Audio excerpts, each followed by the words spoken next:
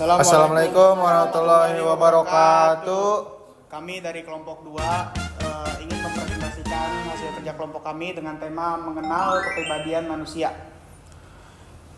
Sebelumnya izin memperkenalkan diri terlebih dahulu. Saya Syara Sandriana dan teman saya. Nama saya Arif Razak Nur. Nama saya Muhammad Zidan. Kami ini dari kelompok warna putih, yang artinya putih adalah representasi kehadiran seluruh warna dasar dalam keadaan maksimum dengan proporsi sama besar. Psikologi warna putih menunjukkan rasa damai dan kesucian. Warna ini juga bisa memberikan kesan sehat atau steril. Warna putih juga sering digunakan untuk melambangkan sesuatu yang bersifat netral. Selanjutnya yaitu materi tentang kepribadian. Definisi kepribadian 1. Calvin S. Hall dan Gardner Lidsny 1993. Pandangan Jung Tang tentang kepribadian adalah prospektif dalam arti bahwa ia melihat ke depan ke arah garis perkembangan sang pribadi di masa depan, dan retrospektif dalam arti bahwa ia memperhatikan masa lampau dalam subpraktiknya. Jung mengkonsepkan tipe kepribadiannya secara panjang lebar yang disebut ekstraversi dan introversi. Jung melihat pribadi ekstrovert memiliki cara pandang objektif atau tidak personal tentang dunia, sedangkan pribadi introvert pada hakikat merupakan cara subjektif atau individual melihat segala sesuatu. Jess Face and Gregory 2008 halaman 354. 2. Gordon Alportom mandang kepribadian sebagai organisasi dinamis di dalam individu yang terdiri dari sistem psikofis yang menentukan cara-caranya yang khas dalam menyesuaikan diri dalam lingkungan. Sistem psikofis terdiri dari kebiasaan, sikap, nilai, kepercayaan, keadaan, emosi, motif, dan statement. Harcroft 1981 halaman 524 sampai 525. Maksud dinamis pada pengertian tersebut adalah perilaku mungkin saja berubah-ubah melalui proses pembelajaran atau melalui pengalaman-pengalaman. Definisi kepribadian 3. Kartel dalam Nukul 2006 halaman 24 menyebutkan kepribadian merupakan suatu prediksi dan imajinasi apa yang dilakukan seseorang terhadap situasi yang dihadapi. Sedangkan menurut Jung dan Esnek, kepribadian adalah totalitas segala peristiwa psikis yang disadari maupun tidak disadari, atau disebut juga dengan psyche. Kesadaran sendiri mempunyai peran penting dalam orientasi manusia dengan dunianya.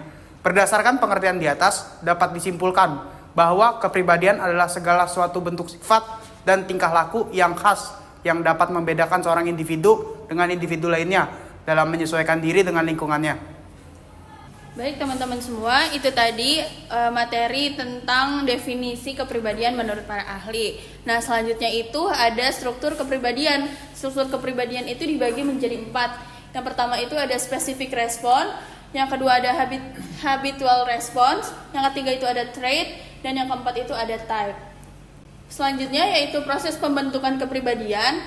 Menurut Yusuf dan Nur Ihsan menjelaskan bahwa secara garis besar ada 2 faktor utama yang mempengaruhi proses pembentukan dan perkembangan kepribadian, yaitu faktor hereditas atau genetik dan faktor lingkungan.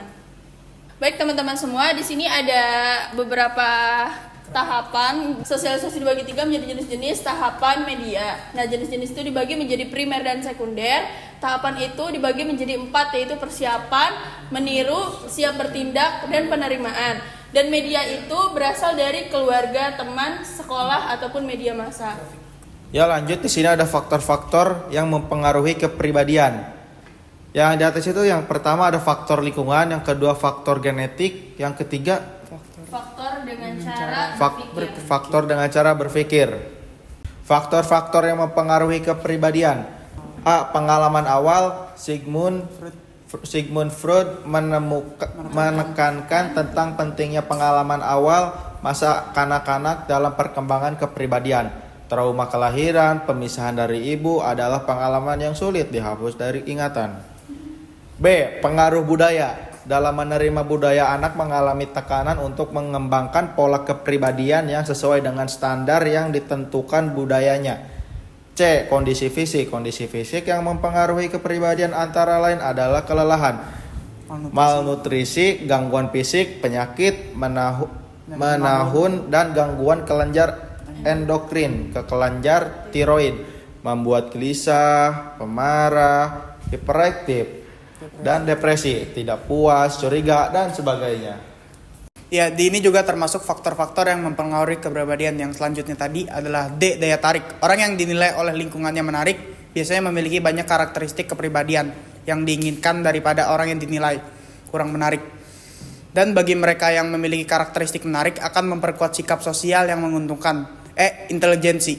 Perhatian lebih terhadap anak yang pandai dapat menjadikan ia sombong, dan anak yang kurang pandai merasa bodoh apabila berdekatan dengan orang yang pandai tersebut dan tidak jarang memberikan perlakuan yang kurang baik.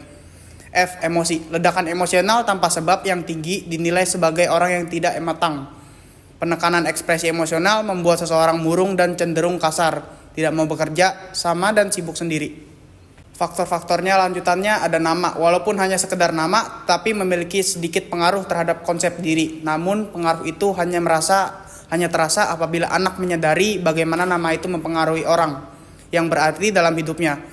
Nama yang dipakai memanggil mereka, karena mereka itu mempunyai asosiasi yang menyenangkan atau tidak menyenangkan dalam pikiran orang lain, akan mewarnai penilaian orang terhadap dirinya.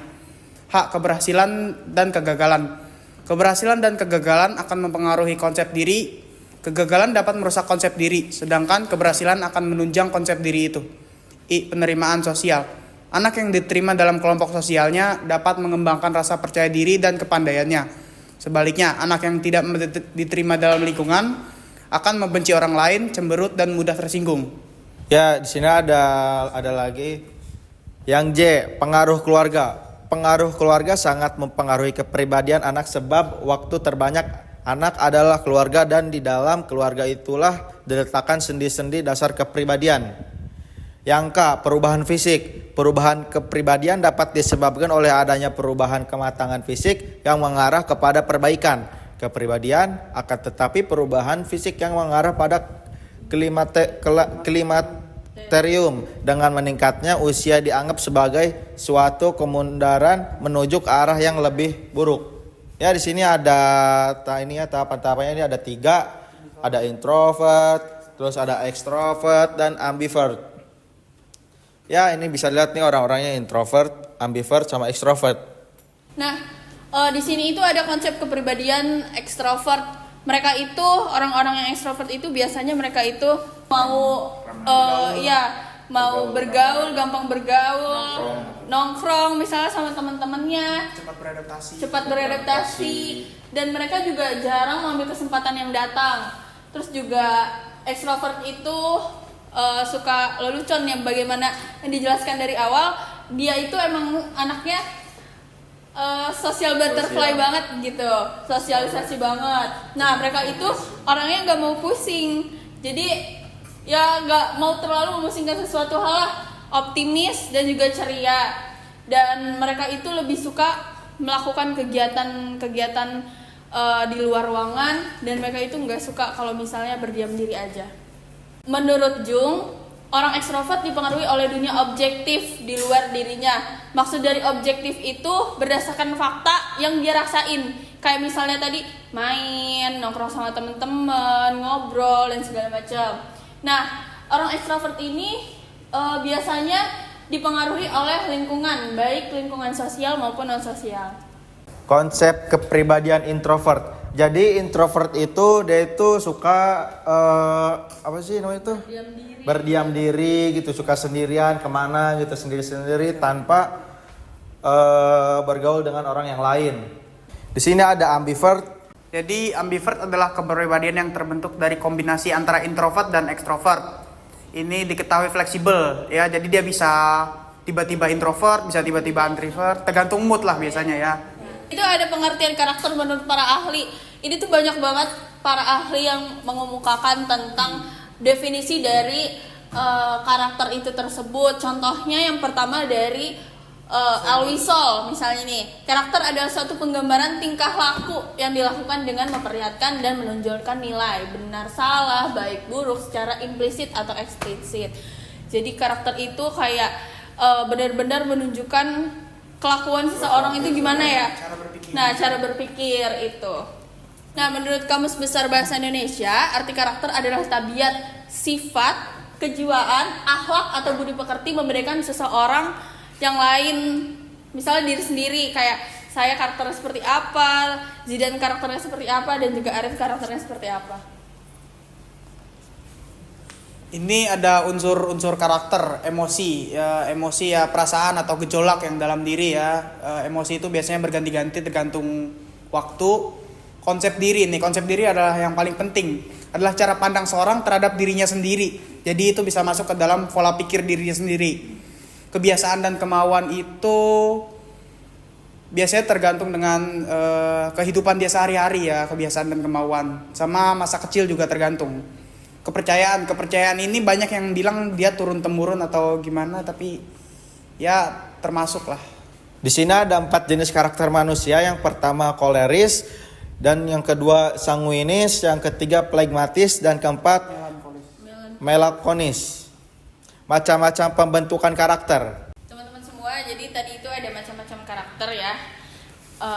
Jadi macam-macam karakter itu sama seperti macam-macam kepribadian. Jadi isinya tuh sama aja, mempengaruhi faktor lingkungan, genetik, sosial, itu juga dapat mempengaruhi karakter. Ini ada temperamen. Sebenarnya temperamen itu adalah sifat batin, bedakan dengan temperamental. Temperamen adalah bagian dari karakter seorang yang mempengaruhi perbuatan, perasaan, dan pikirannya. Banyak orang yang menganggap sama istilah temperamen dengan temperamental, padahal keduanya berbeda. Temperamen dapat dilihat dari cara seseorang berperilaku atau berinteraksi dengan orang lain. Setiap orang memiliki temperamen yang berbeda-beda. Ada yang tenang, ceria, santai, pendiam, dan mudah gelisah. Nah, biasanya temperamen itu sifatnya itu bawaan dari lahir ya teman-teman semua. Dan beda dengan temperamental. Kalau misalnya temperamental itu sering dikaitkan dengan karakter seseorang yang mudah marah. Padahal sifat ini lebih menggambarkan perasaan yang cepat berubah, kayak emosi gitu, dan sesuatu yang mengganggu atau cepat berbesar hati seseorang. Di sini itu ada 4 tipe temperamen. Di sini ada koleris, sanguinis, flegmatis, dan melankolis.